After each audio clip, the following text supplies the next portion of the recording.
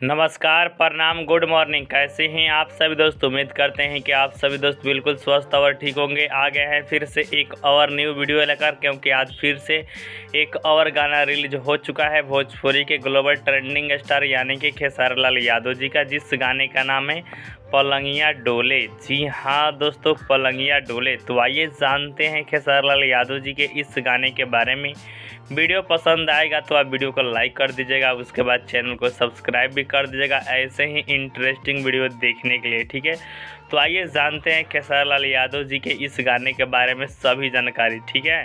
तो गाने का नाम है पलंगिया डोले। सिंगर है खेसारी लाल यादव और उनका साथ दे रही है शिल्पी राजी, जो एक्ट्रेस है खेसारी लाल यादव जी के साथ में उनका नाम है शिवानी यादव जी। गीत लिखे हैं टुनटुन यादव जी और म्यूजिक है आर्या शर्मा जी का। किनका म्यूजिक है? आर्या शर्मा जी का म्यूजिक है।